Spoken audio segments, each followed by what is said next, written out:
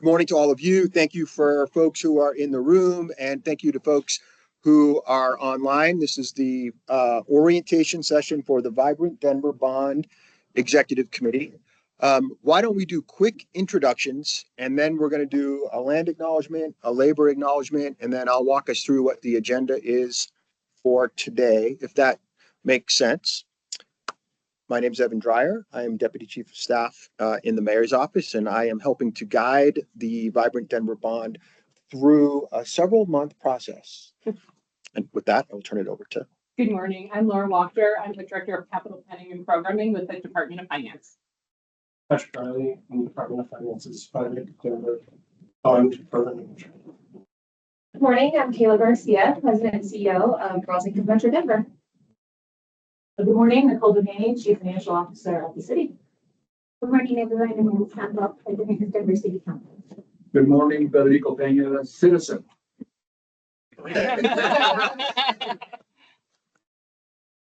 Good morning, Happy Haynes, likewise. Murphy Robinson, I'm a citizen as well. Noah Highland, CEO of Sky Blue Builder. Laura Swartz, Communications Director for the Department of Finance. Jane Fisher, I'm the Elevate and Rise General Obligation Bond Program Manager and I work for the Department of Transportation and Infrastructure. Great. We got a couple of people around the room, so why don't we just do quick intros too, so we know who's in the room.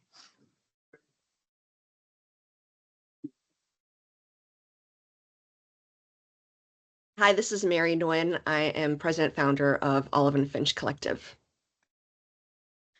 Good morning, it's Christine Bonero, President and CEO of Mile High United Way. My name is Brad Neiman. I'm with the City Attorney's Office. Nick Marion, Department of Finance.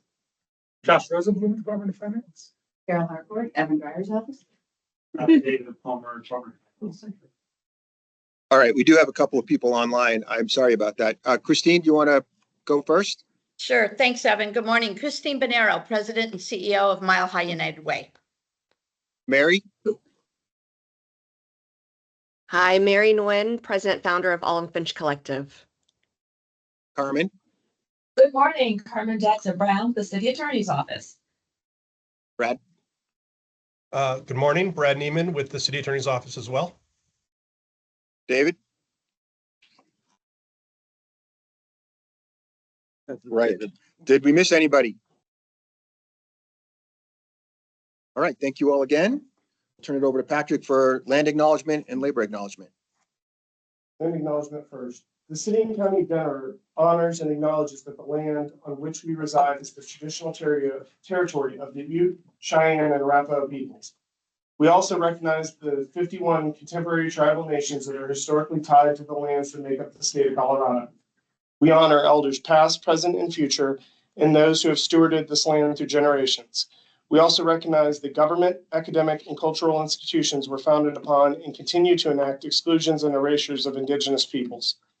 May this acknowledgement demonstrate a commitment to working to dismantle ongoing legacies of oppression and inequities and recognize the current and future contributions of Indigenous communities in Denver. The labor acknowledgement.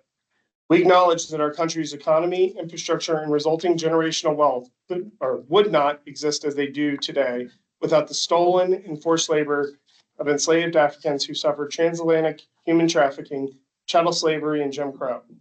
We acknowledge how these dehumanizing practices have social, legal, and economic legacies that continue to haunt to this day. Real quick, before we get into the crux of this, I want to hit two real quick housekeeping items. The building is under construction. There's a potential that a fire alarm were to go off, as we discovered a couple of weeks ago.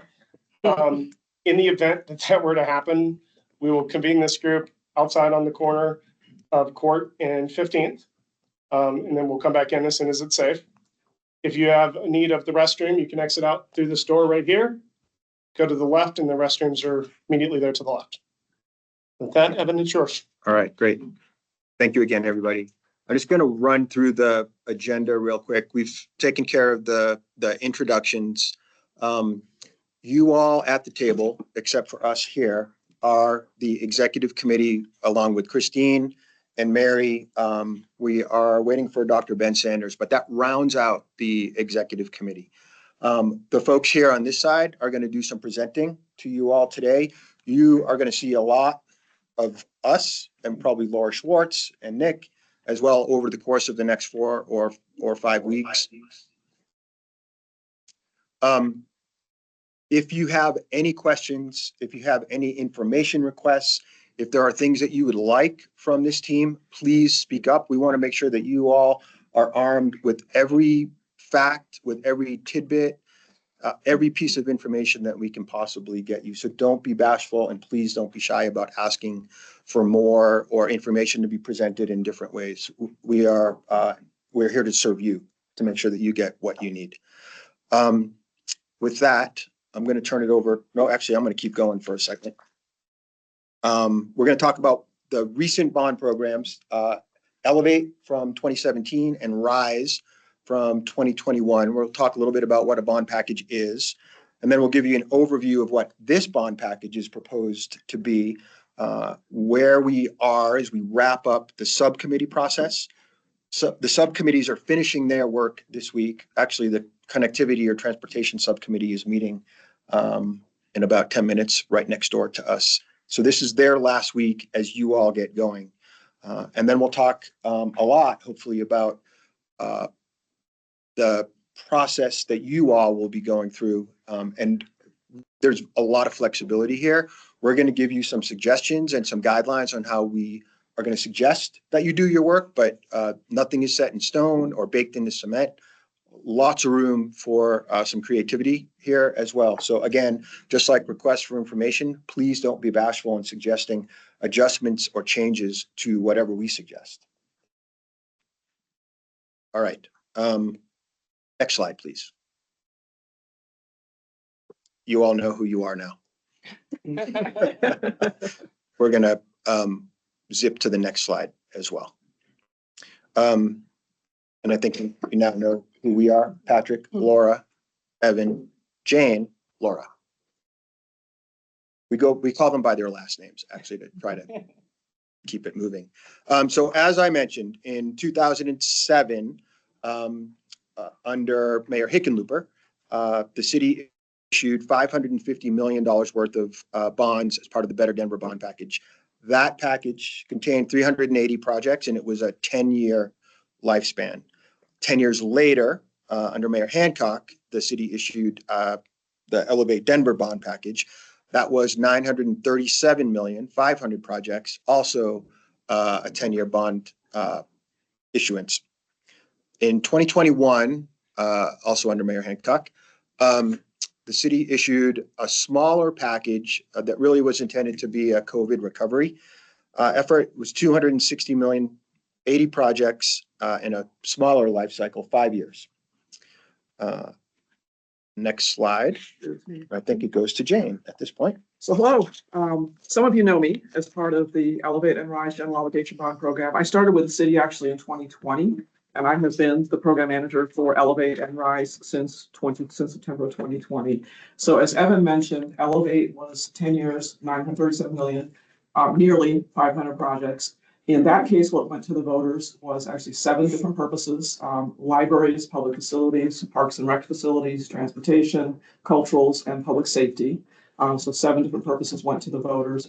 In 2021, RISE was approved by voters. That included 4 purposes: Denver facilities, which is really a conglomeration of what you saw in Elevate for libraries, public facilities, public safety, and culturals, as an example, are all together in the facilities purpose and RISE.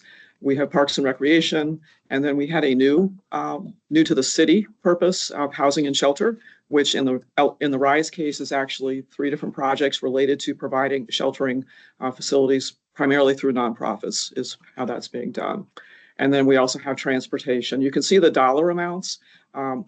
I inherited this work, just to be clear. I was involved when RISE was going through this process, but in the case of Elevate, I was not at the city at the time. So I inherited essentially a 10-year program, 500 projects, and then was a part of the pre-vote process a little bit for the RISE program. Next slide is where we stand today. Oh, actually, sorry. So one thing, and those of you that are on the Bond Executive Committee, which actually that's Council President Sandoval, formerly Happy Haynes was on the Bond Executive Committee, you've seen this a lot, where we tend to celebrate when projects reach significant milestones, whether that's groundbreakings or substantial completion, and really all about helping our constituents know that it's really their vote is the reason that we're here to celebrate. So top left, you see the Denver Zoo and a new animal hospital. So if you've been to the zoo recently, there's about a $20 million Elevate project, which was matched with some funding from the zoo to facilitate a teaching hospital that actually, if you bring little kids through, they can now look and watch as procedures are performed on animals. So very, very cool. 16th Street Mall, we are going to celebrate, feels like every block as it opens. So this was actually when the first block opened previously. Green Valley Ranch, this is my favorite picture of the group. Mayor Johnston actually jumped in the pool with his clothes on during the ribbon cutting for Green Valley Ranch. It kind of harkens back. I watched Happy Haynes jump in the Congress Park pool. She had her swimming suit on. So I still remember that. I don't know that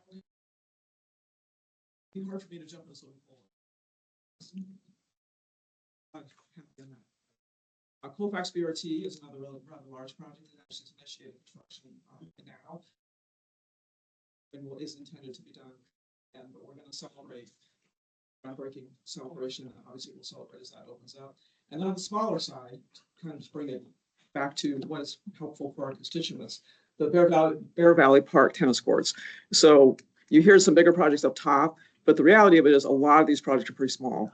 And they're very much homegrown in terms of they came up through community process. And so we have walks in Cook Park as an example that Councilman Cashman would tell you. A constituent wanted that done. It was his legacy to have that particular project done, only a couple $100,000. But a lot of the projects seem to have that community attachment is what I observe in the implementation of the bonds programs. So next slide is where are we today? And Federico Pena actually asked me this information right as he came in the room. So right now we are on track to deliver all projects by the end of 2027. So Evan mentioned at the outset that Better Denver was a 10-year bond program. Elevate is also a 10-year bond program. So the goal is that all projects will be open to the public by the end of 2027. We integrated the management of Elevate and Rise together, and Happy probably remembers that from when she was on Bond Executive Committee. The decision was made that it's kind of like a baby bond program in the context of Elevate, so why don't we just integrate the governance and the tracking and the like. So that is how Rise is being facilitated. It is now on track to be done early. We only have about 3% of our projects that are currently in development, meaning that we haven't initiated design. So we see that here on a slide, but by the end of the year, those are all going to be in design. And then you will slowly see the trajectory as we get everything off into construction. We currently have 530 projects is where we stand today. And that number does change, just so we're clear. And I'll talk a little bit about that on the next slide. We did secure additional sources. So there's $1.2 billion of bond funds, and then that were approved by voters. That has been joined by about almost another $1 billion of other capital stack contributors. By far, the largest contributor is grants. So it's about $330 million that is grant funding that is sitting in the capital stack for bond projects. Most recent and final issuance of the bonds was in April of 2024. We have now, as of today, spent, or as of March month end, is where this data has come from. We spent $637 million of the $937 for Elevate, and we spent 78 of the $260 million for Rise. So that's where we stand as of March month end. Next slide is going to show, and Council President Sandoval recognizes these slides. She sees it every month. So this is really our way of tracking where we stand. One high-level comment, within the companion ordinance, there are about 79 standalone, what we call standalone projects. There also are a number of citywide projects, think bikes, sidewalks, fire station kitchens, et cetera. That's how we go from 79 to 530 projects, as many of our named project, or many of our citywide projects have sub-projects. So just to kind of give you some context. So you're not going to be asked to individually approve going to the next round, 530 projects. That's not what's going to happen. It's going to be something less than that. And you'll undoubtedly have some categories that are in what we characterize as citywide. So as of March month end, so that graph over on the right, I just want to walk you through. Blue bars mean where are we today? So we've got our primary phases for the bond program: development, design, construction, and open to the public. Blue is where do we stand today? as of March month end. We had 14 projects still in development. We have 104 in design. We have 55 in construction. That's the blue construction bar. And we have 397 that are open to the public. Where do we expect to be at the end of the year? About the time that voters are going to be asked to approve Vibrant. We will have none in development. We're going to have 35 in design. We're going to have 67 in construction. Now we're going to be up to 428 open to the public. And then where do we expect to be at the end of the program, or excuse me, at the end of 26? That's the 37 in construction and the 493 open to the public. This really sells that lots of things are going to be in construction over the next 18 months-ish is what you're going to see. And as council, you've seen a number of these actions coming through and are planned to come through as part of the council approval process for a number of these projects. That then translates into moving ourselves through from development to design to construction. You see the same graphic or same stats over on the top left in terms of where we stand currently. We do track ourselves, lots of KPIs, key performance indicators going on behind the scenes, as Council President Sandoval knows. But the indicators now are telling us that the leading indicators are telling us that we are on a trajectory to actually deliver as this graph shows. And then really expenditures are used as a lagging indicator. So that's how we know where we expect to be as we're tracking expenditures. Next slide. So we're all about transparency. And actually, I mentioned this to Federico Penny when he came in. We have a number of external, so on the general obligation bond website right now, it's set up with 3 different panels, one for Vibrant, one for Elevate, one for Rise. If you click on either Elevate or Rise, you're one click away from actually obtaining access to our public-facing content. So this is an example of a map that has been provided externally. So the dots represent projects. The lines represent projects as well. So think of a paving project might have a line with starting and an end point. The map is updated monthly. You can filter it by council district. You can filter it by phase. You can filter it by voter approved purposes. You also can go find your individual projects. And it does have a companion to it where you can actually see the financials associated with projects or purposes or council districts if you're so inclined to look that way. And then you also are able to understand kind of when things are planned to be done. So internally, we track things to the day. Externally, we report things to the quarter. So thought being that we can have a high probability of achieving dates that are committed to on a quarterly basis. We've branded this, worked really hard to use this as the primary point of communicating where we stand on the bond program. Briefed all the council aides. We've had a lot of conversations with the council. We talk a lot about this internally too, just to make sure that we're on a trajectory to deliver what we say when we say. We deployed this actually, it was after I had started, and I will say this is probably one of the more impactful things we've deployed. We have a representation currently on our bond executive committee, which is a council member, which in this case is now Council President Sandoval, was Councilman Gilmore when she was on our bond executive committee. This is probably the most impactful thing we communicated externally, because if your constituents want to know where we stand and when we plan to finish things, this is where you go. And so we really try to strive to have this be the one place, and it does have a very rigorous monthly update process behind the scenes. So in thinking about what's next, I would do this again. This is actually a very impactful thing, and we use it quite a bit. So next slide. So you heard us say that we like to celebrate. So this is actually an example of some celebrations that are planned just this week. So La Raza, we have a constituent. We have a representative over there. So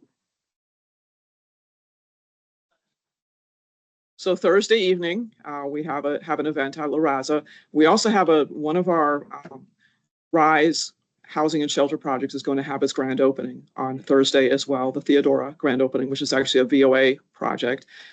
Previously, the other one was actually Urban Peak, which has already opened and is now serving our community. And then we have another park planned a couple weeks out. Just point though, we really take time to celebrate and really take time to help people understand that there is something in it for them, and that your vote really did matter, and you can hold us accountable to delivering what we say when we say. That's probably my personal moniker. We're going to commit to something, we're going to get it done. Obviously, a lot going on to mitigate risk behind the scenes to make sure that happens, but bottom line, I think that external dashboard that you saw really is the proof of the pudding that we're on our way to delivering the program. I think that's my last slide. We will also send you the calendar invites for these if you are interested in attending, you're more than invited, and you want to make sure you actually have the invitations. And we have a bunch planned May and June and July that I'm aware of behind the scenes.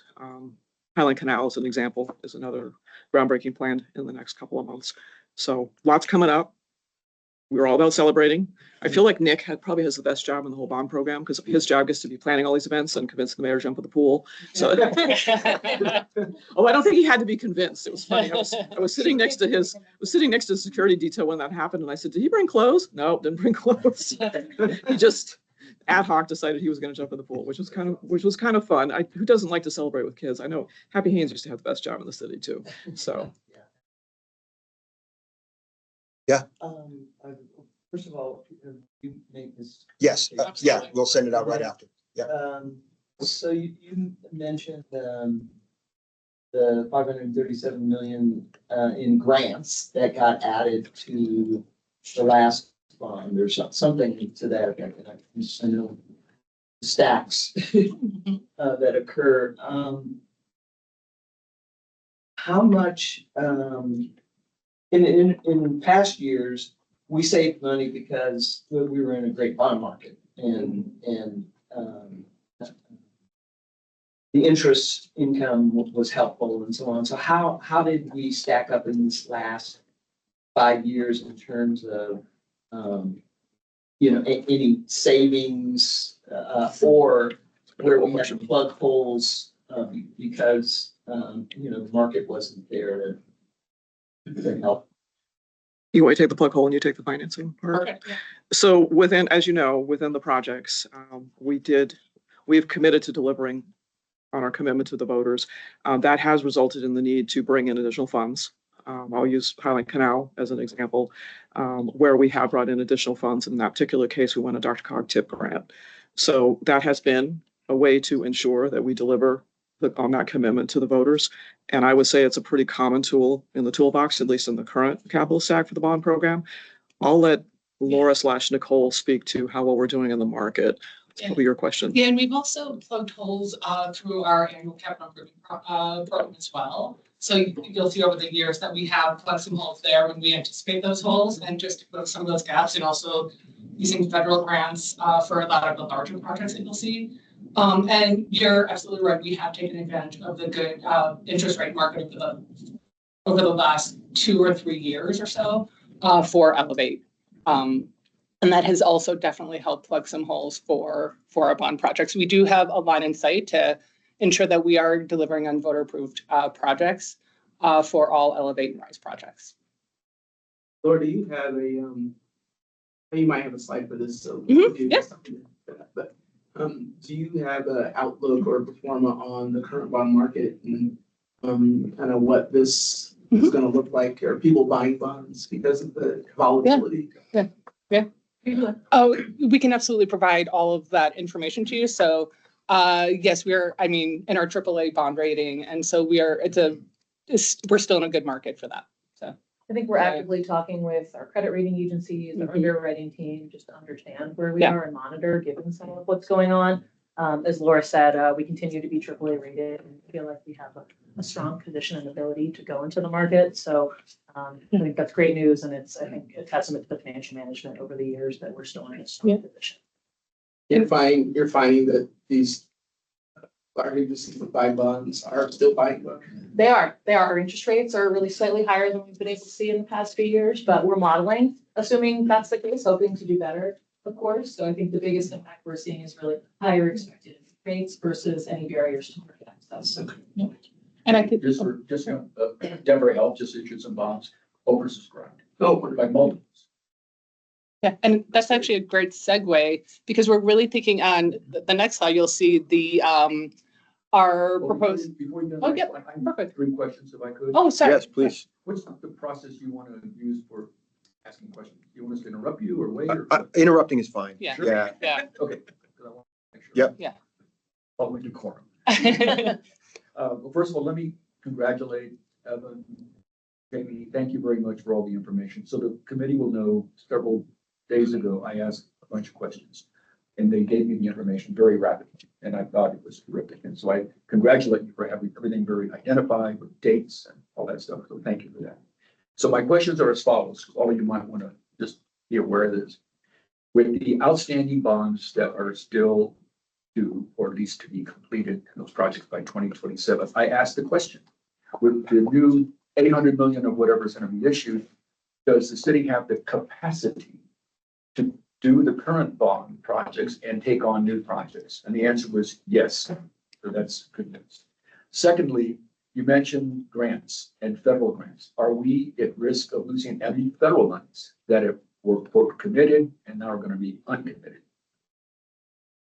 Yeah, why don't you? Yeah, I mean, I think we're actively monitoring that very topic, literally on a daily basis. I actually get a daily email of every federal payment we have received or not received from the federal government that we Or expected. not received? So we track when we submitted a reimbursement, when we expect to get the funds, and then I get a little ding that says, oh, wait, we should have gotten reimbursed for this. Have we gotten the money yet? What we have mostly seen with our grants that are already executed and committed, most of those are continuing to flow. Okay. I think what we're starting to see is in new grant applications or new grant contracts, we are seeing new language that we're evaluating in partnership with the city attorney's office and the mayor's office to better understand. So I think right now we're expecting it may be more challenging to get new grants going forward, but for now, the grants that we've executed are continuing to flow. Great. Good to know. Secondly, Follow-up question, Sure. what percent of the city's budget rely on federal funds?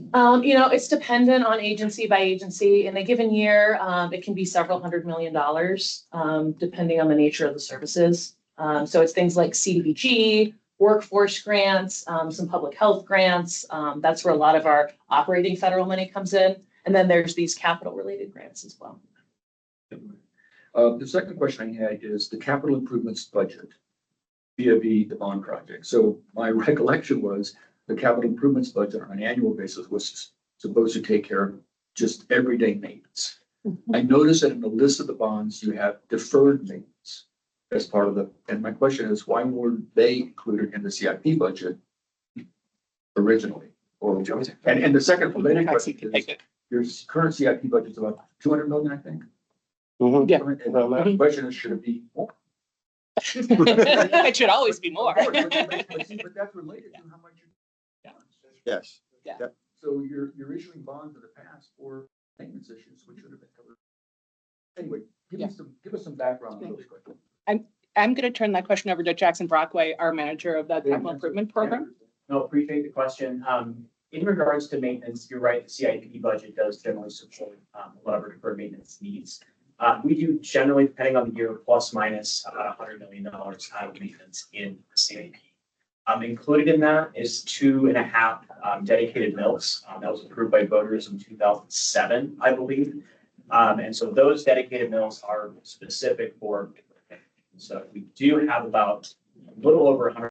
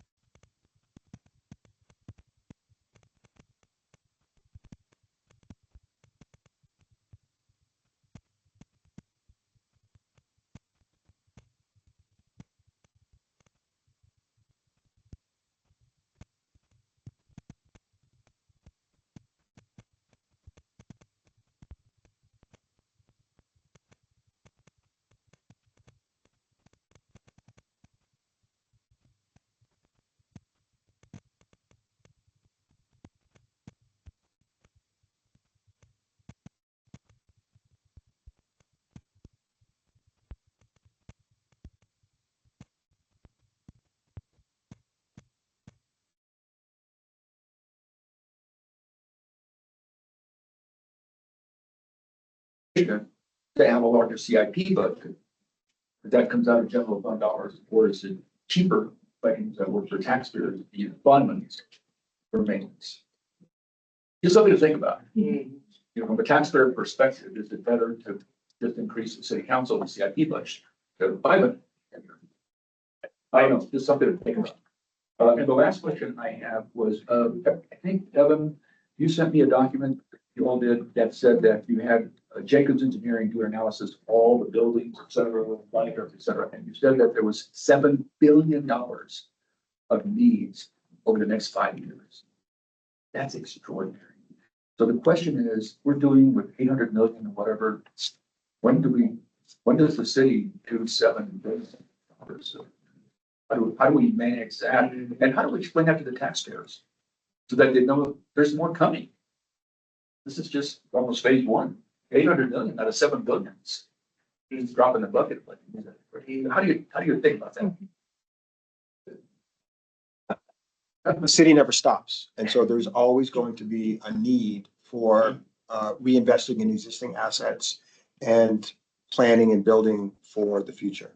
And so I think about it as sort of a rolling, ongoing process. And that 6-year, $7 billion listing out of needs is much of it is in anticipation of the future. Right. And this is every periodic bond package is a way to get caught up a little bit more. So I guess I'm asking 3 questions. One is, as we know, generally speaking, cheaper to build things now than 5 years ago. So if I think $7 billion times X, next 5 years from now, from the taxpayer perspective, we're going to get hit harder. That's right. So if you could just think about, I don't have an answer. This is complicated stuff, but you can think about how you can explain this to citizens so they're not shocked or surprised 3 years from now when you say, we've got a $2 billion bond issue because we have to catch up with the $7 billion. So just something to be aware of. I know the council debates these things and figures things, but the big, when I saw the $7 billion number. I think for us, for my council district, I'm always looking at the capital improvement list.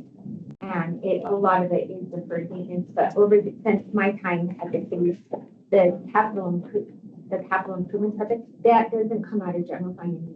That got switched over. So I'll let Nicole talk about that because there is this misunderstanding that that capital actually comes out of general. No, they switched that over. And so that is something where I think there is a lack of education and I was just talking to Nicole about this when you mentioned it, because I said you need to figure out how to convey that clearly to the voters because people don't understand that.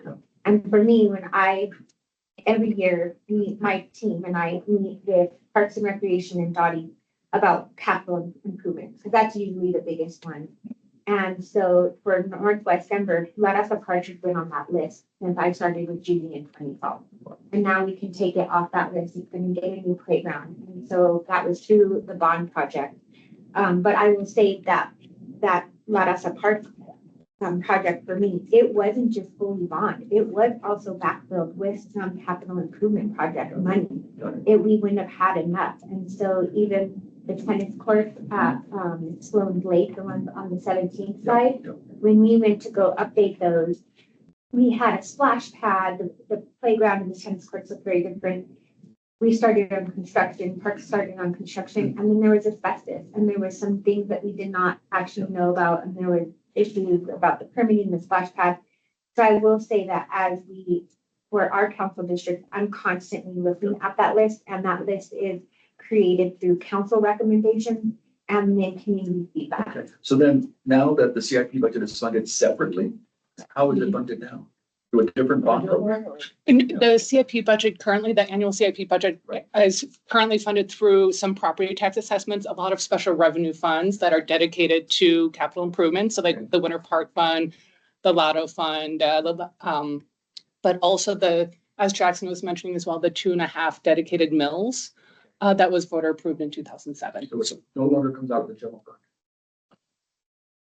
So maybe just really quick comment related to implementation. So within the current bond program, we have a number of deferred maintenance projects. And I think what I would, maybe the engineer in me would tell you, they're actually picked based on data. So there's assessments that happen, and then the prioritization that occurs. So it's very much quantitative in terms of how we ultimately invest our deferred maintenance dollars. And I'll just use paving as an example. We assess the paving condition every couple of years throughout the city, and then work hand in hand with the streets maintenance folks to better understand where we're going to be investing those paving dollars. Bridges are similar. All of the HVAC equipment that's always breaking all over the city, very similar. Roofs are similar. So I would say that it's done based on a data-driven approach, because there's never enough money to to maintain everything that you need. And then I think Nicole would tell you there's also a fund that is helpful there if something breaks in an emergency. So that is there to kind of backstop. But in the context of bonds, it's really a way of catching up on that prioritized list. But that's my question. Should we be using bond money for CIP? Maintenance? That's my question. Didn't it all come out of the maintenance budget? But other things. It's a philosophical, budgetary thing that you all have to do. Well, I'd love to chime in here because it's something I discovered some years ago in graduate school on city financing. And I think the reality is all of us as citizens, taxpayers, property owners, have an expectation about what services, what the city provides. And if you do an analysis, we don't pay anywhere near what it actually costs. So even if I agree with you, if we were paying as we go, it's sort of, I think of it like our homes. Most of us ought to have a certain reserve in our homes for the capital maintenance, and most of us don't. We go get a loan or whatever. And, so our eyes are not open to what the actual costs are of maintaining all of our, our capital assets, let alone like the people, because a government is still like 75% people, and the time that they spend. And I think every city in America is in the same boat. The mix of our taxes, residential versus commercial, plays into that. We tend to favor residential in this state, and that. Yeah. And so that makes it harder. So everybody pays their taxes and they think they pay a lot or too much, and they have no idea if it got stacked up, what's your share of all of these expenses. I think we would be shocked to see that our taxes would have to increase by multiples in order to truly be paying what we should be paying as we go. Right. And so the bear catch up is triage. These bonds are triage. So with that said, I think really given the happy and Secretary Clean has talked about, I would like to ask us to go up 60,000 feet for a few minutes. And I would love to hear, you might have this as a slide. Sorry, I've lost my voice, so we get yelling, so nuggets. But I'd love to hear what the mayor's strategic vision is for this bond. I think we've heard a lot about a lot of things, a lot of projects that we could do, a lot of projects that I think all of us know that need to be done. But I'd love to hear what the strategic vision is for this bond. What is our floor? What's our ceiling? Where do we want to go with this? Because that helps us be able to speak to the $7 billion and how to back into that. You guys can share. Yeah, so it is a mix of things like enabling infrastructure, connective transportation infrastructure, addressing the parks and the recreation center and the library needs around the city. I think I'm going to ask if we can hold on the answer to that question a little bit more and get the process first, and then we can kind of talk about the strategic vision. When we have those different pieces of the puzzle played out, put together on the table, I think it will help answer the question a little bit more. But it's trying to find the right balance, infused with a lot of community input. This process was really built around, and that's actually the next part of the presentation, is talking about the thousands of touch points and inputs that we received over the last 3 to 4 months from the community, and really trying to be responsive to community need, but striking that right balance between reinvesting in the assets that we have and positioning ourselves for success in the future. We've talked a little bit about what's happening at the federal level, economic uncertainty, and this is also an opportunity for us to take matters into our own hands and be in control of our own destiny a little bit. Local funds for local. So that's a partial answer. All right, why don't we keep going? We're trying to get to slide, I think. Yeah, there we go. Yeah. So exactly what Evan was just saying, just about controlling our own destiny, and especially with just changes going on at the federal level. So just some proposed, the highlights of the new Vibrant Neighborhoods Bond Program. So we're targeting about 800 million of investments around the city, and looking at a 6-year delivery timeframe.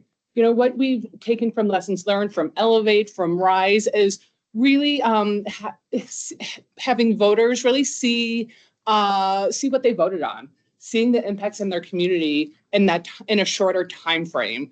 The other thing with the shorter time frame is there's less risks involved. I think through Elevate, you know, with the cost escalation with COVID, you know, who would have expected that global pandemic? So really targeting that 6-year time frame for this new bond program. And that might mean that we'll have fewer projects, you know, fewer targeted projects, along with that balance of that reinvestment into our community. And I think one of the most important things that, you know, you'll hear us speaking a lot of is, and Secretary Pena, to your, this is no new taxes. So on the next slide, you'll see that, you know, we'll get to the next slide in a moment, but you'll see why it's no new taxes and the capacity. Can you go back a slide? Sorry. Sorry, thank you. And just that the targeted investments across the city, you know, and really focusing on the parks, playgrounds, trees. And so you'll see at the bottom, those are the subcommittees that we have been working through. So really focusing some of the priorities through parks, playgrounds, trees, trails, and our climate. You'll see the city values kind of weave throughout all of these subcommittees. The arts and cultural venues, recreation centers, libraries, housing, and other city facilities. You'll see a lot of reinvestment coming through all of these different subcommittees, and new investments as well.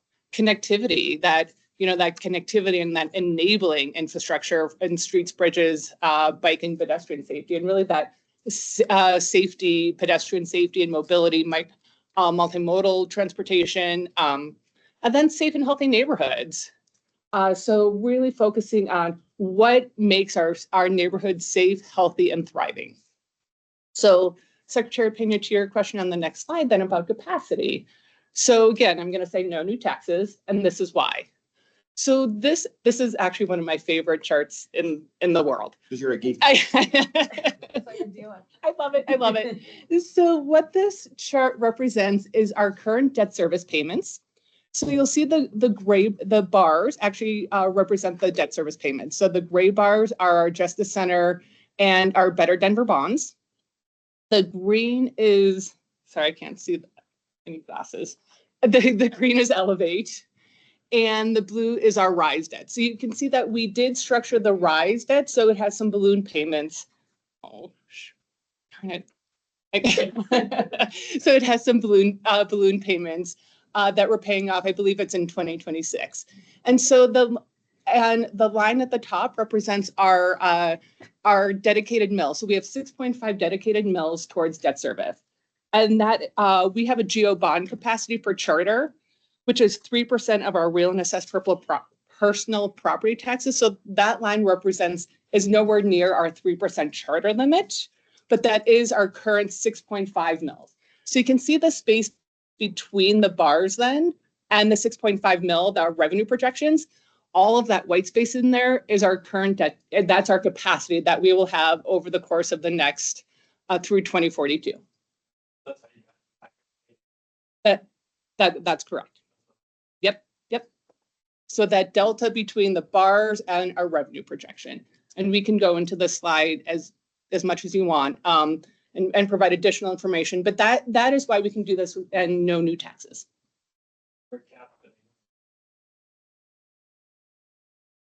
That's what we can afford. I think it's a conservative estimate that we've been working with and talking about just to give folks a sense. I think part of what we'll work through together in this group is figuring out what is our recommendation around that. What if we did this? What if we did that? But we can provide further detail, and we're updating that as rates change, every other week, just to make sure we continue to understand where we are. Yeah, you guys are the experts. I just want to understand where you came from. Yep. This related question, so if you get another chart, if you did 800 million, what would this now look like?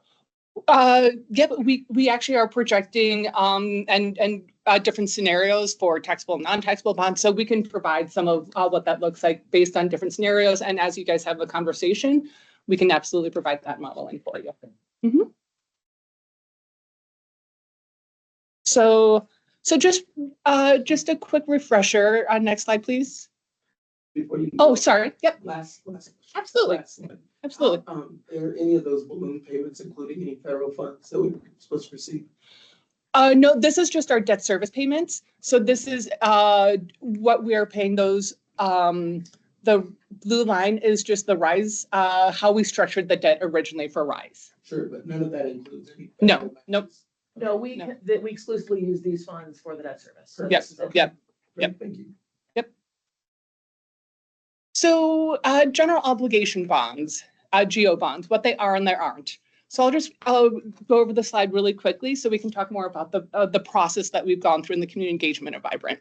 So bonds for capital infrastructure, again, we've talked a little bit that we can use them for reinvestment of city amenities, therefore infrastructure improvements for new capital investments. And again, we've already touched on this too, what our CIP plan is. Again, it's a lot of it's for our regular maintenance that we do annually. You know, we can do smaller projects and we can initiate some larger projects. But again, we've talked a little bit about that capacity before, that it's about 250 million plus, and it's also dedicated, a lot of it's for dedicated revenue sources as well. And bonds really allow us to invest in some of those bigger infrastructure projects too. And again, it's in a local municipal funding tool. So really controlling our own destiny. So some of what we've done for our Vibrant Denver bond criteria, it has to serve a public purpose. And within Denver bonds, it has to be completed. The project has to be completed within those 6 years. Be part of a city-owned asset or have co-located operations. So a lot of, we've received, and you'll see this in a little bit, over 7,600 or about 7,600 touch points for bond projects. And, you know, just this criteria then, so co-located operation, you know, if our city personnel are in other facilities. So have an expected useful life of at least 10 years. And again, that matches the bond, the debt service. And also the legal mandates are ADA compliant. So that's our bond criteria for Vibrant Denver bonds. I don't know if this is a good time. Sure. To reflect on Mhm. question about what's the grand vision. Mhm. Talk about the criteria. But you want to talk about that later. Yeah. Well, here's the question. Yeah. Yeah. So if the mayor's strategy, if the city's strategy is to develop something called Vibrant Denver Mhm. in 6 years, Mhm. whatever it is. Yeah. How does all these support the goal of achieving Vibrant Denver? So you talk about serve a public purpose as opposed to a private purpose. Mhm. That's clearly understood. That's the macro question that I think Bernie's asking. Mhm. That's right. Yeah. At the end of the day, you want to be able to say, the goal is X, and all of this in some fashion, maybe together with other things you're doing. Yeah. All meshed together to achieve Vibrant Denver in 2030, or whatever the. Yeah. Something to think about. Yeah, no, and I think that's a great way to think about this. We should be able to answer that question. How does this project or this program of projects within the Vibrant Denver, under the Vibrant Denver bond umbrella, achieve the grand vision or the big goal of creating the vision of creating a Vibrant Denver? Well, I think these in that top category are sort of the basic technical criteria Mhm. Yeah. for, it's They are. a vision piece. Yeah. But, you know, you can't spend public dollars on private stuff. Mhm. It doesn't make sense to spend money on, to some of the point about the CIP stuff, it makes sense to use, debt, money that you've got debt on for, items that aren't large enough to, Yeah. you know, so that's the 6 year thing.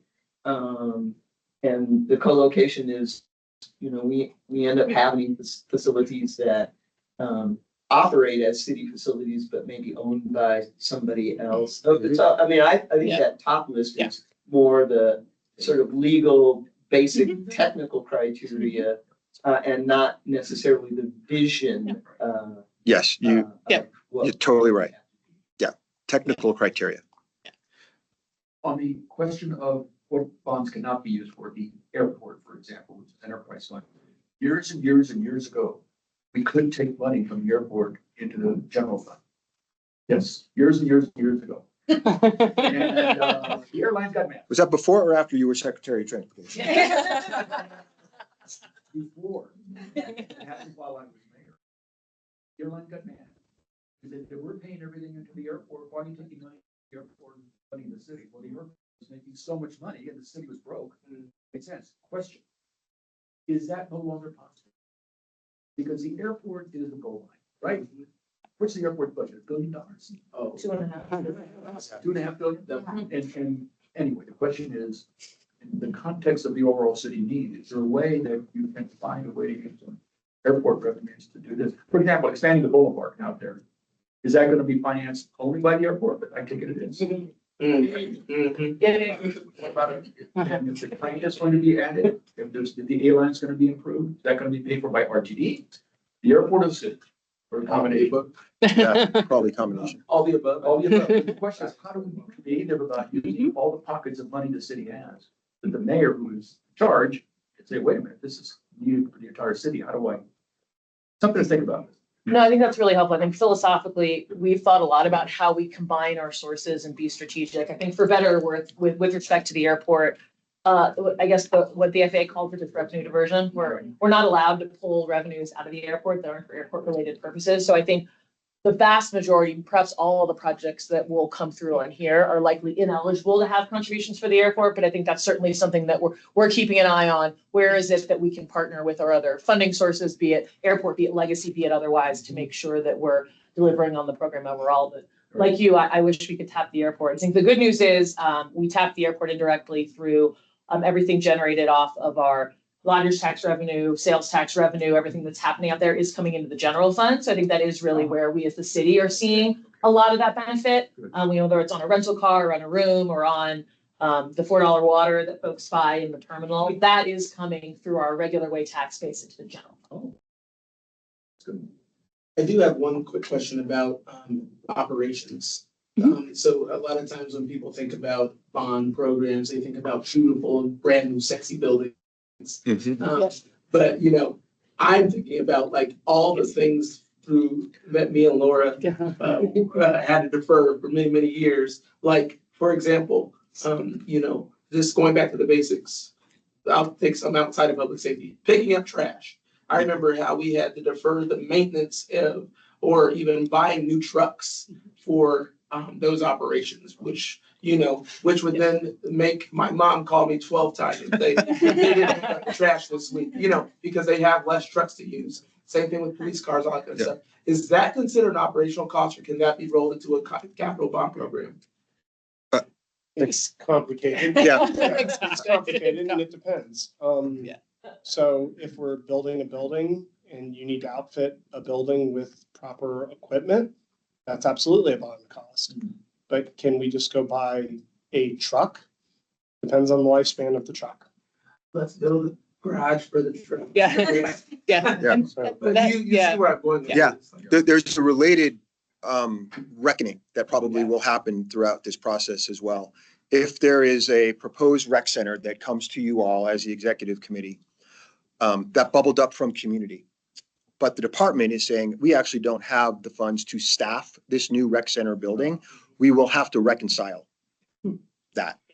But then where do you, and this is my philosophical question, this is where I have trouble with building new buildings. We can't take care of the ones we have. So how do we reconcile that, That will be part of the sausage making of this Yeah. exercise. And Murphy, that's a great, and so we will be providing you all of that information too, just on the, the proposed operations and those projections as well, because that's a great point. Yeah. And from here, I'm going to turn it over to Laura Schwartz for the talking about some of the process that we've already had through the community. Yeah. So hopefully you guys have participated in this process before today and heard a lot about it. We started at the beginning of February. We've had a pretty robust community engagement process over the last several months. So what you see up here is the number of 7,500 touch points. That is more of an art than a science. So we've got some of the numbers underneath that went into it. We have met with almost 1,000 residents across the city over the last 2 months. We've done 12 different public meetings. Most of those were mayor hosted town halls. Some of those were hosted by council members in their districts, which our staff then attended to talk about bonds, ask people their thoughts on projects in their neighborhood, start to see where the community conversation is coalescing. And so if you were able to attend any of those, you'll recognize some of the pictures, and you'll remember kind of what that feeling was in that meeting where you kind of like, everybody gets there and they're like, you want us to get in small groups, we don't know these people, what are you asking us to do? And by the end of the meeting, you've got 12 people around the table just convinced of like, here's the things we really need for parks in this neighborhood. And like, and out of that discussion came the ability to narrow down, here's our top 3 to 5 priorities. And so that exercise of people talking together and really being able to say, hey, our resources are not limitless. We need to be strategic in what we do. And this is what our group thinks is important, was just really, really helpful, both as an educational tool for folks about what bonds is and what is possible here. And then also a great way of feedback for the city for us to kind of start to gauge where the public sentiment is and what's important around the neighborhood and around the city and different neighborhoods. So all of that feedback, we paired all of the in-person feedback with online survey that was available the entire time. We had over 5,300 responses to the online survey. We also had surveys available in English and Spanish in libraries and recreation centers around the entire city, and we received almost 1,000 printed surveys. All of that data has been taken in by the team sitting around this room here who have been working furiously for a couple of months now to digitize all of that and then turn that into projects that Laura Wachter will speak to in just a moment that went through a technical review process, and that will now be showing up in front of you as projects to consider. We've also received a number of letters from organizations around Denver that had project lists and things that they wanted us to consider. We can go ahead and advance to the next slide. I'll show you what this looks like on our website. All of the results that we've digitized show up here in the dashboard online. So you can go on the denvergov.org/vibrantbond webpage, and we'll make sure you guys have the links to that if you don't already have it, and look at all the survey feedback that we received. So what the dashboard shows is a couple different things. One of the things that we asked people, we did a little bit of a gap analysis. We said, okay, here's some topics that are commonly funded by bonds. Are these important to you? And if they're important or not, are you satisfied with them in Denver? And so these charts on the right really show you some interesting data around how important, so that middle bar on the top chart that's purple is for parks. How important parks are in Denver, and then you go down below and you can see the satisfaction rating is not as high as how important they are for people. You can see same thing, housing options, very important, satisfaction is fairly low. So take it with a grain of salt, but you can also then filter by all of that data by neighborhood. So if you, all of these slicers on the left, if you click, I want to see anybody who lives in central Denver, the rest of those results will filter accordingly. If you want to say, I want to see anybody who said they don't live in Denver, they just work here, click that, all of those results will filter. So you can get a sense of what this public sentiment is. You can go to the next slide. The dashboard also contains some visuals for some of the things that we did here and all of those comments. So the surveys, both printed and in person, allowed people to suggest project ideas and to talk about what was most important to them. Again, part very important. We can go to the next slide. We also have a mapping component. So if you took the survey and you did have a specific project idea, we allowed you to say, where is that project in the city? And so you can kind of see it's smattering of where the projects fall. I will say this zoom, we've zoomed it to Denver for the purposes of the slide. But when you go on and look, zoom out a little bit because we do have some Denver Mountain Parks recommendations, some things up at Echo Lake and Echo Lake Lodge. So you'll see a little bit there. You will also see some recommendations for Castle Rock and some other places where people selected the wrong location, selected the location of where they're taking the survey from. So that is always some good fun to read those responses. But if you click on any of these dots, you'll be able to see all the survey data associated with the person who submitted it from that location. So you click on the orange dot, you can see the actual project idea that was submitted there. I don't think we have a slide for it, but we also have all of the raw data itself online. So the next view in our dashboard does show you, here's all the responses that people submitted, unedited, unfiltered as they submitted it. And then we have an Excel sheet at the bottom of the page you can download if you would like to just play with the data, visualize it a different way. And if there's anything additional that you need in terms of what was the community sentiment around this particular topic, what did you hear in community engagement, please let us know and we will get that back to you. We've heard a lot and we've been talking to people nonstop for 3 months. I think I've done at least one bond presentation a week since the beginning of February. So more than happy to follow back up with anything you need on that front. I think that's my last slide. So I have a question. You send out to the executive committee the tranches, tranche A, B, and C, so that people, does everyone have that?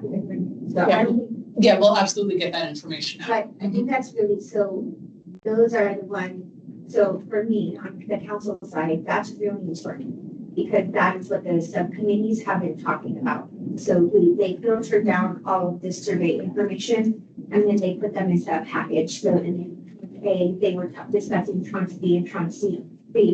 And you got to see if it was something that city council, like the city council office recommended, if it came from community or if it didn't meet any of those 3 criteria or if it was on the CIP plan.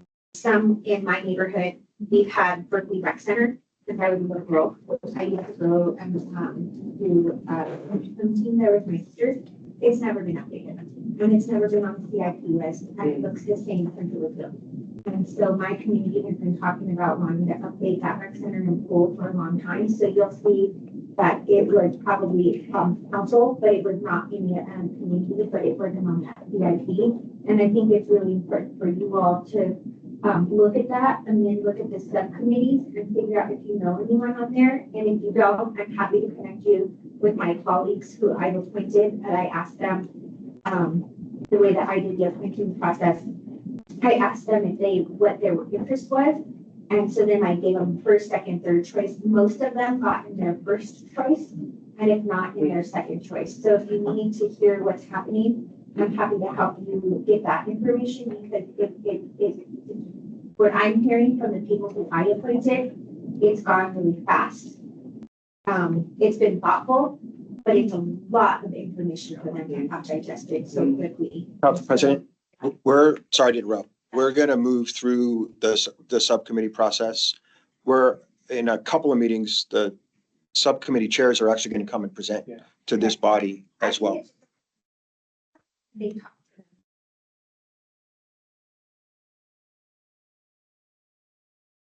I'm not going to probably follow your guys' whole entire bond process. I'm going to actually figure out how to talk to the people who've been there so that when I'm at that subcommittee review session, I'm prepared to ask questions. I can't just get information and sit here and opine.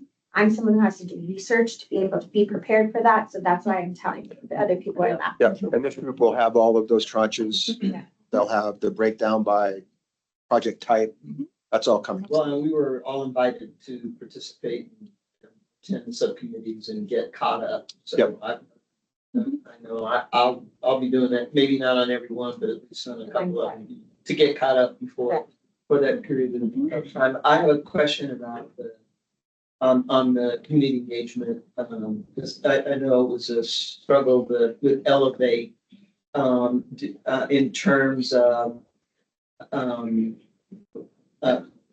additional outreach to communities that tend to be underserved and not part of the process. And so could you elaborate on what that looked like this time and whether we were able to do, did you do additional sessions? Did you have to reach out specifically through different channels to make sure? So when we filter all of that information, we won't have any glaring gaps. Oops, we haven't heard from this group of people in the city. Yep, thank you. That's an excellent question. I'm actually going to introduce Millie over here at this point too, from the Mayor's Office of Community Outreach, who was instrumental in helping design our community process for that exact reason. So in addition to kind of the tools that we just talked about, we also had community ambassadors.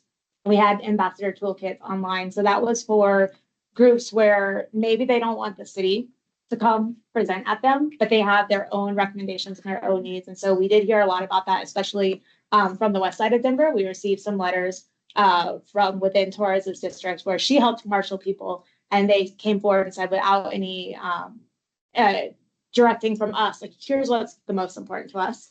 And so we've got all of that. We also received the printed surveys in Spanish filled out, and so we translated those in-house from our parks and rec centers. And then I'll let Millie speak to any additional intentional outreach. Yeah, I would say, to be really honest, I think we've reached more people than we thought we were going to reach about the bond process. I think a normal person might not be as astute, but Denver people really care. Like we were saying, how are we going to get to a vibrant Denver? So we did hear from a lot of folks. And I will also say that I think the people that we didn't hear from is the same work that my team is trying to do and increase in every process that we're doing. So trying to get more folks in the room who aren't affluent, white, have time, know how to access a city meeting, can access materials in other ways. Those are continued challenges for us. I will say that every time we get a little bit further in that. So like Laura was sharing about the kind of community ambassador toolkit, it was like, how do you hold a meeting? If it's big, if it's small. So it was a helpful resource for people. And we did see some ideas come through that way, but we are always trying to improve and open to any of your suggestions. If you have community organizations that want to work with us to do that, we are always open to that, because we know that working through those trusted messages is really important. And that was something that we really relied on for this. Well, if I could tag on it with a comment, I was just whispering to Federico about the bonds, and we went through the past few, but the notion of having community engagement and have the community at large participate in deciding how we spend those kinds of dollars was initiated, in when he was mayor of Denver, and I remember the very first citizen committee. Him and Barry Lewis or somebody like that.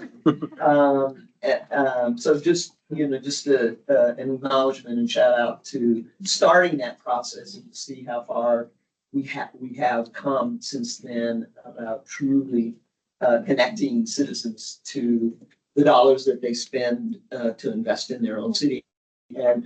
And kudos to our voters and people look at me all the time and say, they vote for this, and they say, yeah, and I was like, yes, and consistently. And part of it is because they're able to be involved. They know what they're getting. And, when people know what they're getting, they're willing to make those dollar investments and sacrifice for the good of the city. So yay, Denver voters. Thank you for getting us started down this path. Question, in the auspices of that comment about getting back to the basics as well.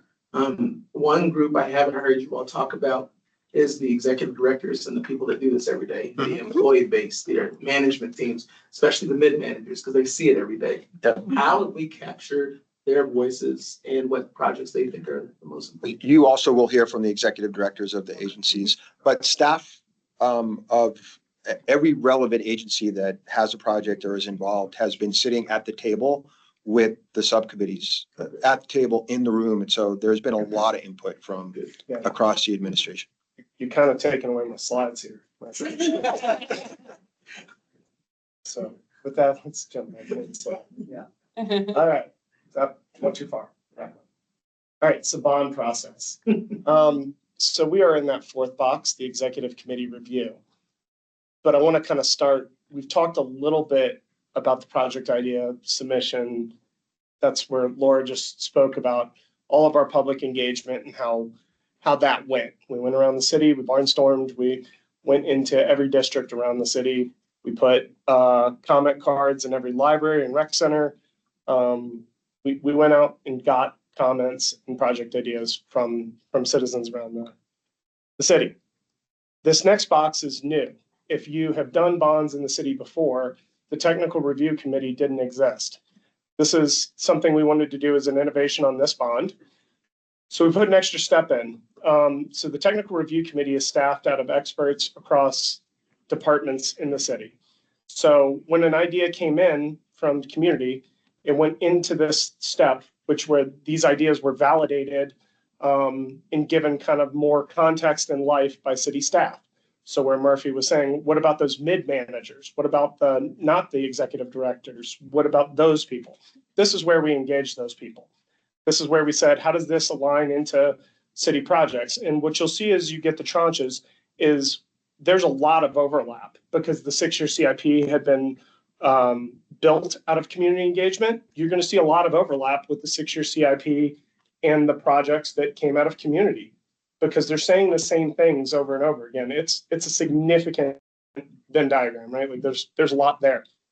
So our mid-level managers, our project managers, our planners, whether that's from Parks and Rec and OSEI, community planning and development, Dottie, arts and venues, I'm going to forget people, general services, whoever was pertinent to the project idea got a chance to see it, touch it, influence it early. This happens for a bunch of reasons, not the least of which is we want to make sure that if you're going to make promises to citizens later on, that everybody has a hand in it right now. So that way we don't say we're going to do something and then come back later and say, oh, well, we can't afford that now. So we want to make sure everybody has skin in the game early. It then went into the subcommittee review. Again, community-led process. There's a couple council members between 2 and 3 on each subcommittee. There's the 5 subcommittees that we talked about earlier and Laura highlighted. In addition to the subcommittee members, each subcommittee was staffed with city subject matter experts. So if you had a question and you were sitting on a subcommittee and you said, all right, how does this connectivity project overlap with the high injury network? We had the city traffic engineer sitting in the room. We had senior planners sitting in the room. We didn't have to go out of the room, go get you answers. They were there. For arts and cultural venues, we had arts and venues there. We had Dido there. We had Parks and Rec there because we throw events in that are tied to those, right? So we were able to support the process the whole way through with city experts. They're integrated the whole way. And now we get to that 4th box, which is for you all, where you get kind of the hardest job of all. You get to actually put this into a actual ranked list, and we get to move it on to the legislative process from here. Let's go and jump to the next slide. So talking about the subcommittee values and what we're going to ask you all to adhere to as well. We have a commitment to equity. We have a commitment to sustainability. We're going to ask you to be transparent throughout this entire process. We're going to ask you to refrain from advocating or lobbying on behalf of projects or organizations, understanding everybody's got them, right? So we know that people have things that they're passionate about, but that last bullet point is by far the most important. You are here to present a balanced package of investments to address city needs. When we walk out of the room at the end of this, that is the only thing that matters. You might want to think about that last bullet, given Murphy's question, that address city needs. Getting back to the question of address the city's vision. Yeah. More than just need, but what's the vision? Yeah. That's the point. I think one of the things that we've been, all of us have been asking, I think this needs to be packaged up with a vision statement. What is vibrant Denver?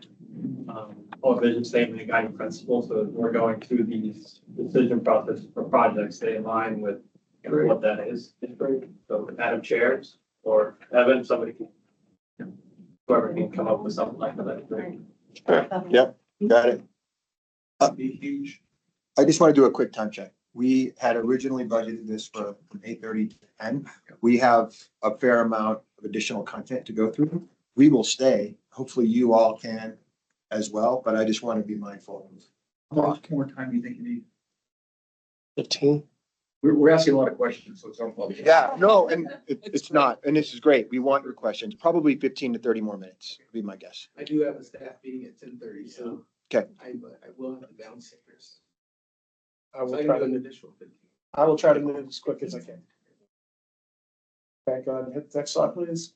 So subcommittee evaluation criteria, and you guys are going to get the slide, so I'm going to hit it on high points and understand if you want to read later. The main thing I want to highlight is the difference between this and what you will be asked to evaluate against. So the subcommittees were asked to tier projects, not rank them. So they were given the mission to put them into tier 1, 2, and 3, and not given criteria of how many projects could go into any given tier. So these are higher level questions that do not get nearly as granular. We ask them specifically to not address price. So I just want to call that out as we're going through here. So you will see that the criteria as we go into these next slides, it morphs into a little more granular for you all, and it also starts to bring in costing into it. Let's go ahead and jump to the next slide. Just to get out of the way, why did we do tiering? We wanted to narrow focus for you all while not disqualifying any projects. This process is qualitative in nature, or yes, qualitative in nature, not quantitative. We wanted to rely on lived experiences to help tier out and not turn this into a math problem. We wanted projects to be individually evaluated based on their merit and not competitively evaluated against one another. Again, this will be different for you all.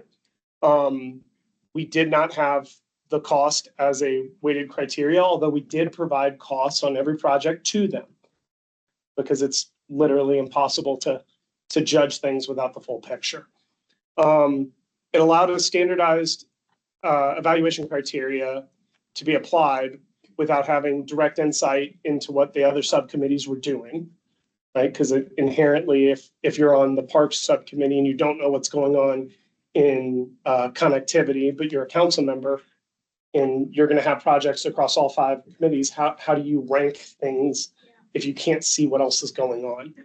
And the final point, which is probably one of the most important ones, we were in a rolling process during this tiering process. So there are 4 tranches that were coming in. If you overlay the dates of our public outreach and the dates that we sat subcommittees and started the process, they overlap. So we were literally out in communities at the same time we were ranking projects in. We did not want to give any advantage or disadvantage for somebody being early or late. So every project needed to kind of have its own chance to breathe. And because a committee member couldn't have their district get a meeting until later in the process or earlier in the process, it should not it shouldn't be an advantage or a disadvantage. And we wanted to find a way to negate that, and the tiering allowed us to do that. So we've touched on some of these numbers, but we wanted you to see them, how it actually shook out. We had almost 7,600 total touch points. That's survey results. That's people attending meetings. That is physical surveys coming out of rec centers and libraries. That boils down to 1,100 ideas that went into TRC. We put in a referral process for things that couldn't meet the 6-year timeframe, just weren't capital eligible, just weren't ready to go yet. Those referral lists would be available to you. They're effectively lists of projects that were good ideas, but they went to the departments because they weren't ready here, but we wanted to make sure they didn't just get lost, right? A community member took the time to fill out these forms, to put these things out there. They deserve to have life, even if they're not applicable to the bond. So those referral lists are out there and we will absolutely get them to you. From that, there's 653 that went into costing and feasibility. A lot of those projects might have been smaller. It might be my individual playground equipment needs to be replaced, or I would like to see my one intersection get restriped. We took some of those projects and put them into citywide programs. You will see those as they come through. That might be playground equipment, that might be dog parks, that is traffic signals, intersection improvements, bike infrastructure, transit-oriented improvements. So you'll see that kind of boil down, which is how we get to our final number of projects, which was what, I want to say it was like 207. 217. So that broke across in the 4 tranches you see below. So you can see we did have a large influx at the end. But just wanted you to see the numbers as they came through. I mean, it was a, Relate to tier 1, tier 2, tier 3. yes, so you're gonna have 217 total projects come out of 5 committees ranked into those 3 tiers. Using the tranches. Yeah. Yeah. These are Yes. the order the projects went to the sub. Yes, So that tranche will first be three to later. Thank you. yes, That was what was confusing me. Yes. When we were talking about tranches, because my recollection of tranches is a timeframe. It is a time. Yeah, and so this makes sense, but the tiering is what is really what Yes, we're not gonna be concerned with the tranches, because right. You will get we're a, gonna be looking at the the tiering. the sausage making that occurred through the process to get to the final. But these do include the one, this list right here, 207, I'm assuming that adds up. to That's 217. it does. Yep. That 217, it is, that will be presented to us in tier. In tiers, yep. Got it. We just released it on Friday, so it should be posted up today. And subcommittees are finalizing their tiers this week. So you will see those kind of come out to you all at the end of this week. Let's go ahead and hit the next slide, please. This is how it broke down across the different subcommittees. You'll see some of them ended up with obviously more ideas than others. I think if you look back against the survey results, it's not terribly surprising. Actually, it kind of shows similarities. it does. It also matches up to where at the community conversations, when we're in person, we have small groups. Everybody would flood to the parks and the connectivity tables, and in arts and cultural venues, you have like one person show up at the table. So this tracks pretty well with what we saw in the engagement. So Might be helpful as we think about purposes later too, or what sentiments are. What people think they know versus Yeah. things that tend to be very technical. You know. We want good streets. We have no idea how to get there, so we're gonna go spend time on stuff, you know. Can you hit the next one for me? So the evaluation process. At the next meeting, we're gonna have the executive committee. You all have presentations from each subcommittee chair or co-chair.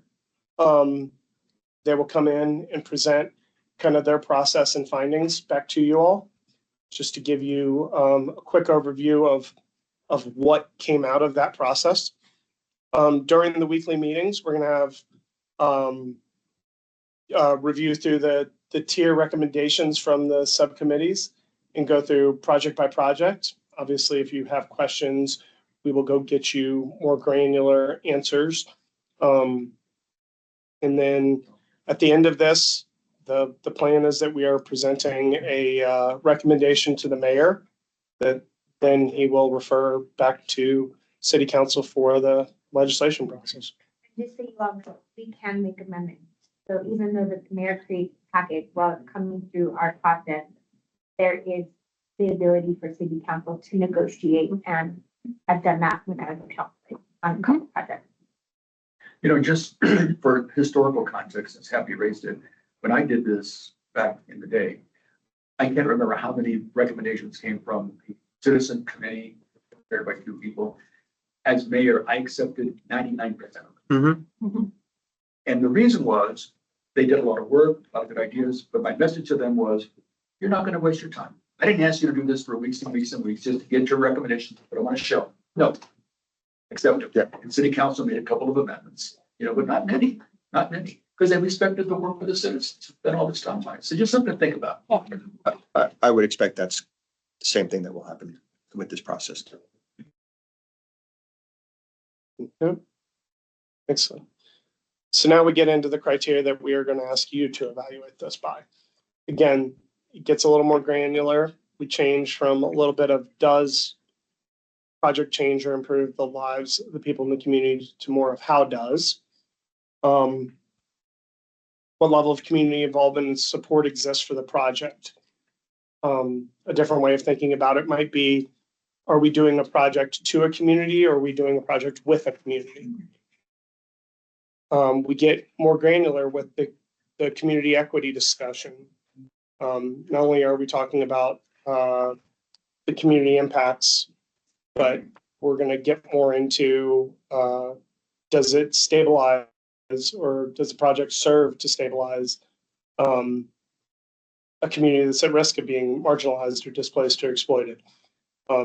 So if you look at the two side by side, they do look different.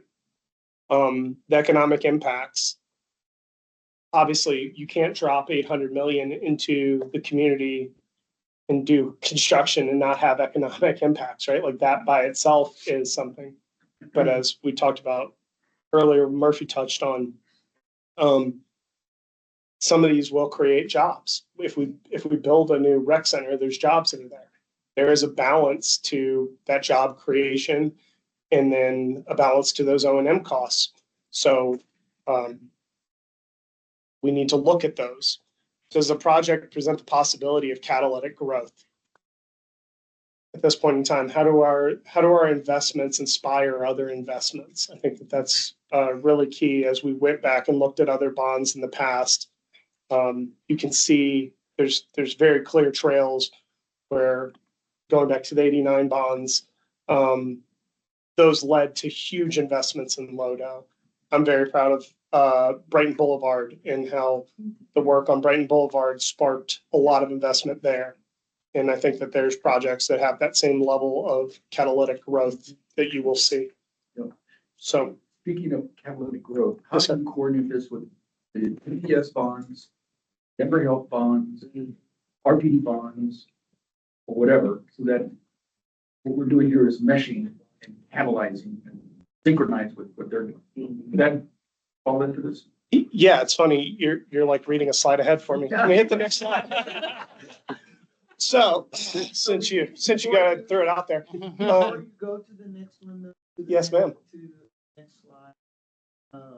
On the impact one of the things that we grappled with on the last one was economic impact and growth balanced against the issues of displacement and we spent a lot of time trying to figure out what's our response to that and how do we make sure that the benefits are not going to be for a future group and leave out, some of, particularly around the equity issues. Can you talk a little bit about what we built into this to try to address that? Yeah, Sure.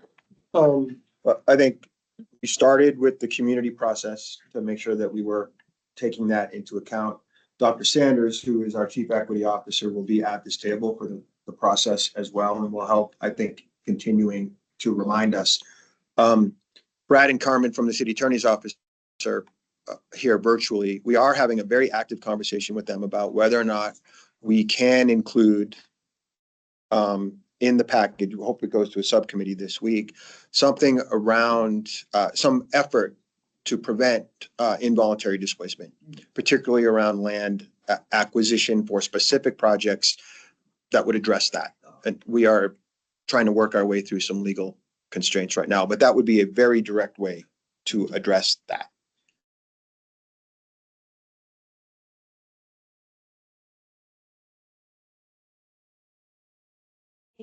Whether it comes out in this way of several agencies that are working with the attorney's office and directly putting anything on the bond, or it comes out in another way of some of the other working groups we have around how are we actually having our investments in community benefit everyone. I'm hopeful that we have a lot of innovative work and creative solutions coming up. That'll be really important. I think, and beyond just the direct, I mean, the acquisitions is a very direct one. But I used as a story the last time, one of the park big park projects that we had done in a very underinvested community. And having one of the neighborhood individuals, leaders of that effort, come to the groundbreaking, and for us to find out, again, very tearfully, that the impacts, the positive impacts, had already had an impact on her not being able to afford to continue to live in the neighborhood. And so there are indirect, those indirect ones that just as a city, we were trying to be mindful of the other kinds of things that we do, not to create additional, wealth and economic growth, and then realize that that's having an impact too. Yeah, but I think Millie's answer is the best answer. That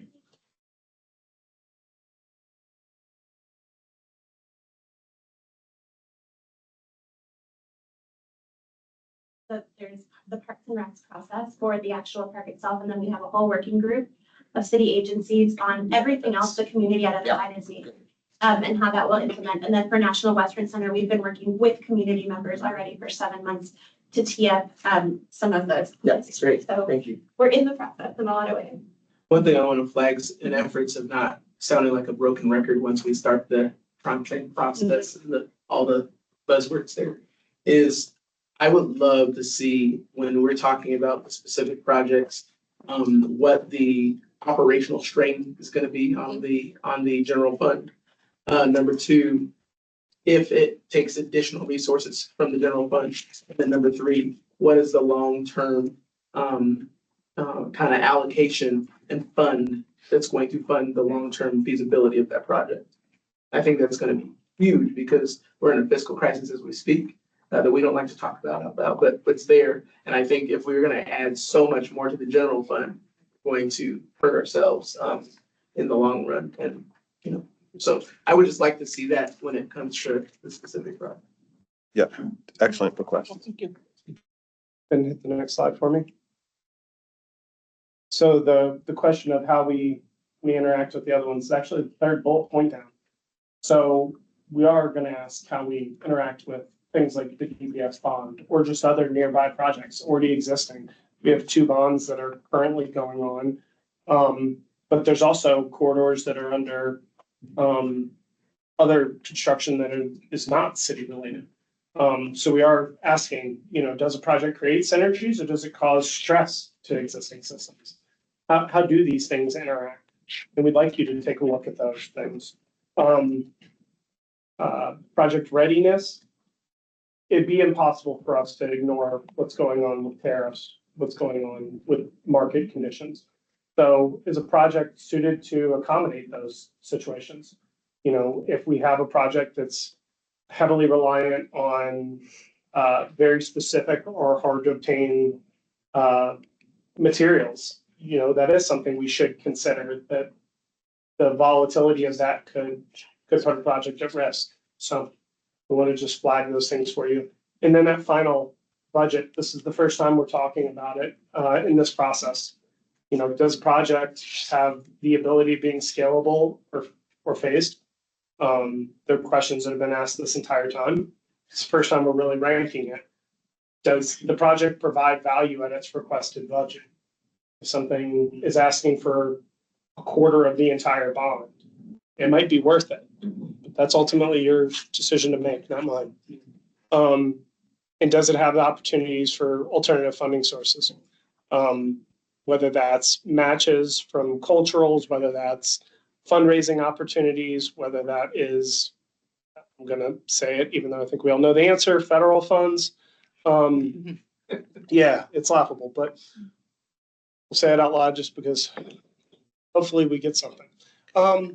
So that's where we're at on evaluation criteria. Just to underscore what Patrick said about budget, the subcommittees did receive project cost estimates, but they were not asked to consider cost per se as they put projects into different tiers. You all will be considering cost. So next slide, please. The timeline, May 19th, as we touched on, the subcommittee chairs and facilitators will present their recommendations to you. The 27th, 6th, and 13th.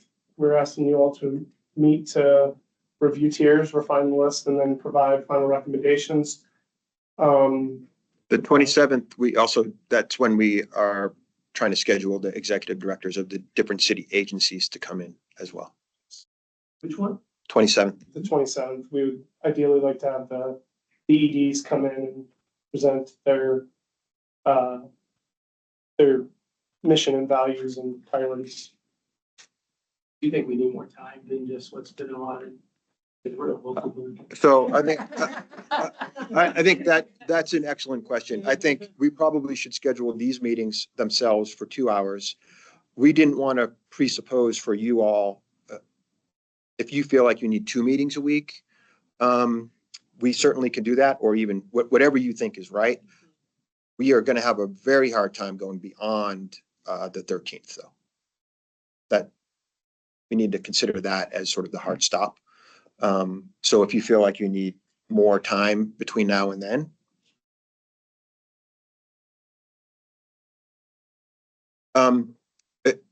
possibly.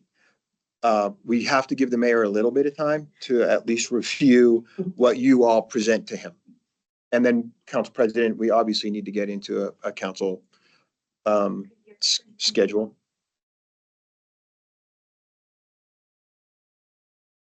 Have a hold on the.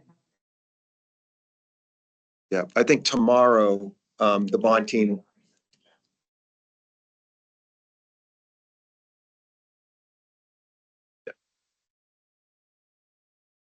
I think tomorrow we're going to try to finalize the legislative schedule with you all.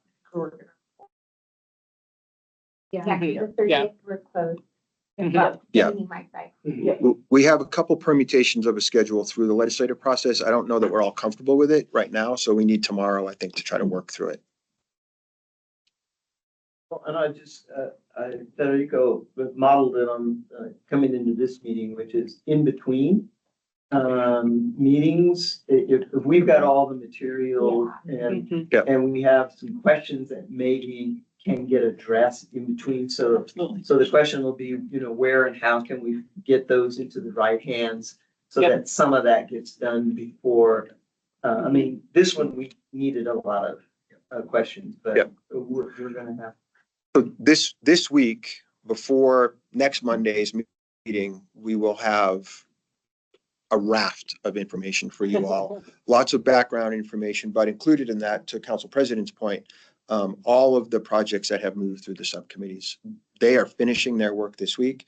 And once they're done with tranche D, we'll be able to get you all a compiled list of the tiers. I know we're getting at time, but can you talk to us about the governance of this committee? Are we doing a vote? Are we doing consensus? Are we doing, what is that look Yeah, like? you guys are just jumping ahead. Hey, it's good. So literally top bullet point, what we need to talk about with you all, decision-making and voting.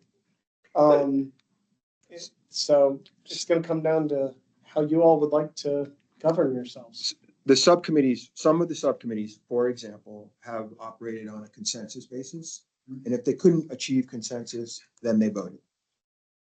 Probably not a bad way to try to approach there. But if you all can think of a different way.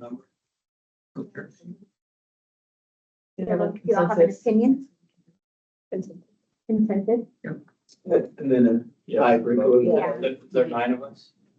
No, No, so there's, Who are the voting? Is it just the executive? it is just executive. Yeah. sessions. yeah. 10, there's 10. 10. Must be present to win.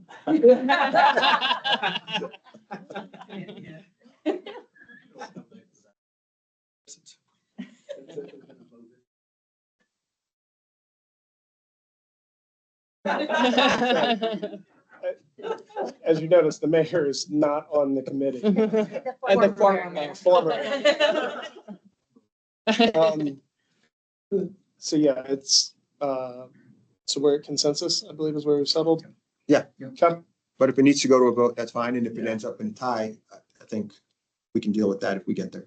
Well, and if through consensus, I think a good strategy is, not to spend a lot of time on the things we all know we agree on, but to that second bullet, does anybody have real heartburn? And so that we're actually hearing what maybe the dissension might be, and whether there are ways to mitigate that or to address it so that we end up with full consensus, before we are in a position to have to vote. So it's just making sure that we have that space and everyone has really been heard on those outliers. And one way to do that happy is, like, for example, if I have hard work, something, contact you all early for the next meeting, and you tell me that you might convince me I'm wrong, so I don't waste everybody's time.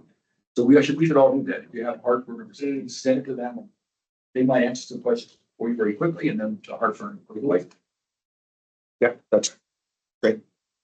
That can also, I think, help us set the agenda for our limited time together. If there's a question that's coming in or a project that's getting a lot of focus, I guess, Laura, Patrick, I assume we could queue up if we needed a SME to come talk to us further. That's a great way to plan our time all together. Absolutely. That vision and mission is gonna be so critical for us to deal with. Yep.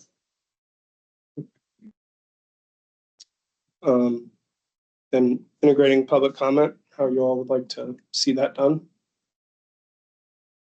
Public comment period at the beginning. Do the subcommittees have a public comment opportunity? Have they had public comment at their subcommittees? Are people able to, like, have the end of planning board at the beginning of the board, so you open up for public comment, like on the DDA board, the downtown development board right now? We have public comment at the very end of our board meeting. How have the subcommittees incorporated public comment? Each one's been a little bit different. The way that we've seen it, I think most consistently, is people tend to be there for very specific purposes. And when that topic comes up, we've given them an opportunity to speak. And have those notes been consolidated somewhere so they can be shared with us? Yeah, minutes. Minutes are all absolutely, they're all available online. We can get them to same here, but we can pull all of them and get them to this group. I'm open to suggestions on how you also public comment should be incorporated. Well, this has been here based on public comments, right? The CIP list, public comments and council, I think. Yeah, that's already been done for us, or are we saying we need to hear directly from the public? You may get some people who would like to advocate on behalf of specific projects, or yeah, that's probably the most likely scenario. So I'm wondering if, to me, that tends to be, the case that people are there for a very specific reason. And public comment is often so much at the end of the meeting, there's like, you rush through an open forum, and maybe, there has to be some limit to the time because we've got to actually get to but maybe doing the public comment at the outset, because people may or may not want to stay for a whole meeting. They want to be heard, and then, and so maybe a certain set time early in the agenda where we hear from people who have come about a specific topic, and then, it's not at the tail end when we're trying to rush out the door and get finalized. When we do public comment at committee versus, so we have 3 minutes at, people. But if we have committee, because our committees aren't only a half an hour, we allow 15 minutes of public comment and cut everything down to 2 minutes, and you have to sign up in advance so that we can queue you accordingly. 2 minutes is a lot in a committee. Usually people can sum it up in a minute and a half usually. And if they sum it up shorter, then we allow more people in the queue. 3 minutes is really long, in my personal opinion, sitting through a half an hour public comment every day. Yes. For like a minute and a half, 2 minutes, you have to be very, that goes elevator speech, right? So that would be my suggestion, if there's someone in public comment, like at committee and council. You also may get mail. People who are so motivated to come and appear, you'll probably also get some written correspondence as well. Councilwoman, we do the same thing on the state board too, so just limit it And I think 1 minute and a half is plenty. 3 minutes. 15 minutes up front, 2 minutes per speaker.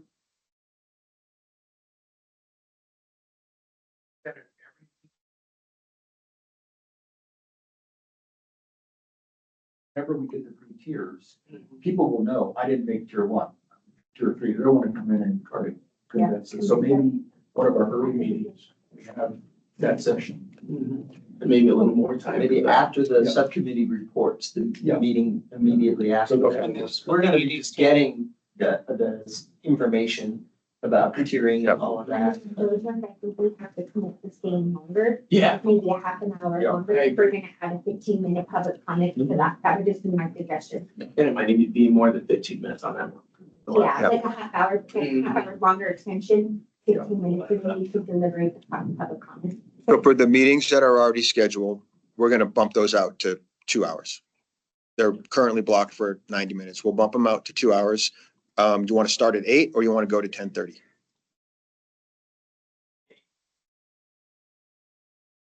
Okay, all right, we'll go 8 to 10.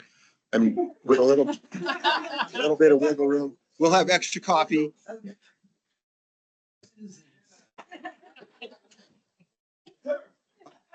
I think to Murphy's question about, are we gonna need more than one meeting a week? Do you want to think about adding, at least just to start, a second meeting to next week? When that maybe, when do you think we will get the initial list of the tiers so that folks, because I feel like it would be maybe a good idea to have the second meeting or the extra meeting once we've been able to digest and have a little more work to go through. Well, I think my hope is that you have, over this coming weekend, time to review the tiered list. All right. Yeah, let's make Let's that. hold it together. Yeah. Digest them, and then we can decide. Be between 26th and 6th is the question.